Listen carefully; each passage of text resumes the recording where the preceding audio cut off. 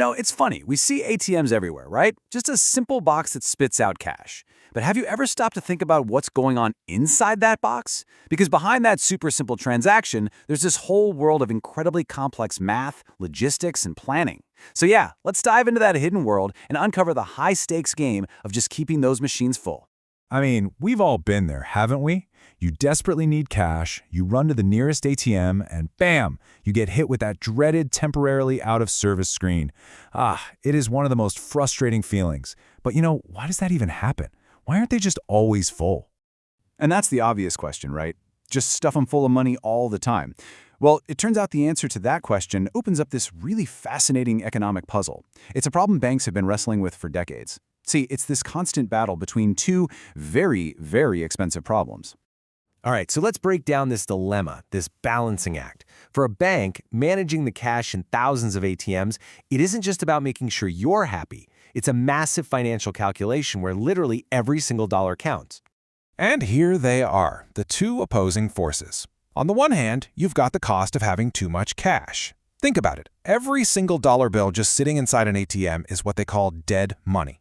It's not out there being invested, it's not being loaned out, it's not earning a single cent of interest. It's just a silent, constant loss for the bank. But on the other hand, there's the cost of having too little.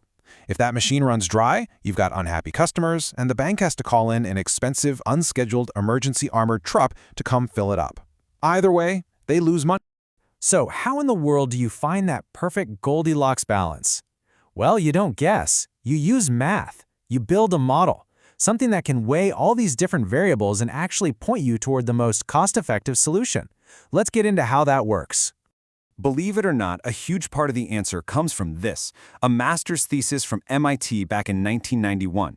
This paper basically laid out the mathematical framework for optimizing a bank's cash inventory. And to do that, it identified a few key variables that you just have to get your head around. Okay, first up is something called stochastic demand. Sounds complicated, right? But it's really just a fancy term for a simple idea. You can't perfectly predict when people are going to need cash. I mean, sure, you can spot patterns, right? Like more people take out cash on a Friday for the weekend than on a Monday morning. But there's always this element of randomness that the model just has to account for. The second big variable is the holding cost. And this is exactly that cost of too much we were just talking about. The model actually gives it a specific number.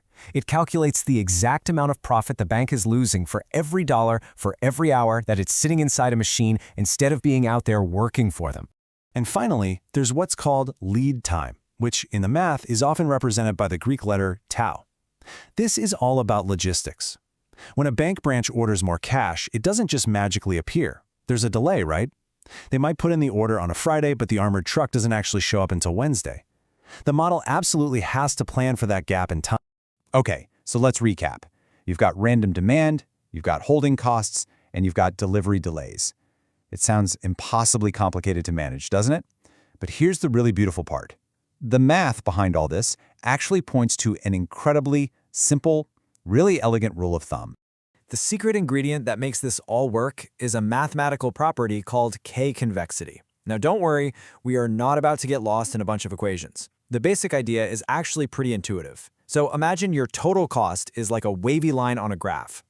K-convexity basically means that if you're standing at one point on that line, you can always see another point further down, even if you have to kind of peek over a little hump. That property is what makes the whole cost system predictable enough to actually optimize. And this leads to the optimal strategy, which is known as the SS policy. And it is shockingly simple. All you do is set two numbers. You have a minimum level, we'll call it little s, and a maximum target level, big S. Then you just watch the cash.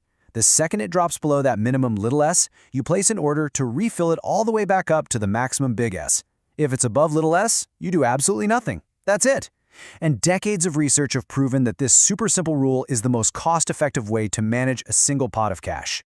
But of course, a bank isn't just managing one ATM.